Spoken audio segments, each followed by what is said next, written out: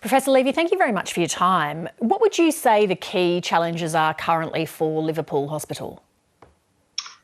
Look, it is really tough, and the reason I came on tonight was because I really thought the community need to know how hard it is. We are trying really hard to deliver care to patients with COVID, and there's a lot of sadness in doing that, and to try and continue care for people without COVID, but of course in full PPE with disrupted teams because we have to protect our workforce without the ability to train medical students. I mean, it's really tough. Is there any kind of systemic issue with infection management or protocol, equipment and so on? What do you think is or has gone wrong there? No, I mean, I think that this is what Delta does. It causes asymptomatic infection, and you cannot be any more intimate with a patient than that with another person than a nurse would be with a patient. So if we have asymptomatic carriage and we have essential workers being intimate with patients, then it's natural that you're going to get big clusters. And it's really unfortunate that we don't have a vaccinated population of patients because anybody can the next minute be a patient and be forced not to be safe in their houses in lockdown, but actually intimately connected with other people in a hospital environment. And it's through no fault of Liverpool.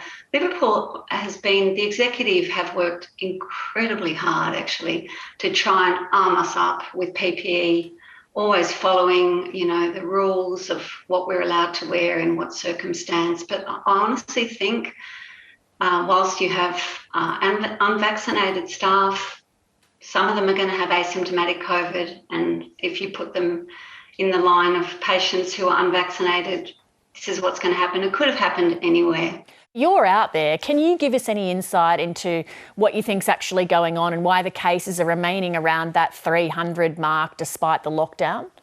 Yeah, I mean, I think that it's a little bit of a perfect storm, unfortunately, and I think we've seen it play out in other countries where in southwestern Sydney we have a workforce who are not able to retire to their studies and work alone, working from home.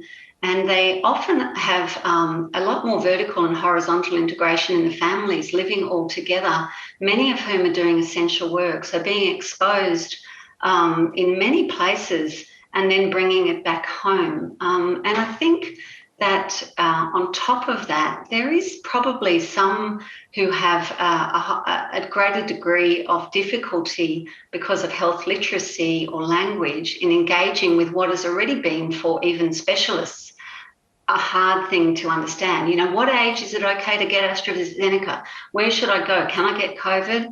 And then there's quite a lot of comorbidities in our patients. We get a lot of the specialists are being asked all the time, should I get the vaccine? And part of the reason I wanted to come on tonight is to say that all of the specialists really support what the government messaging is. If you're over 60, go and get AstraZeneca tomorrow. Just go. And I think that messaging has not been that clear. Getting out and reaching the communities requires engagement with all of the community leaders, and it's really hard. I've actually, sorry to talk so much, but I've been passionate about saying delivering healthcare in southwestern Sydney requires greater than average resources, and I think COVID is showing that clearly. Your reliance on interpreters, so many things.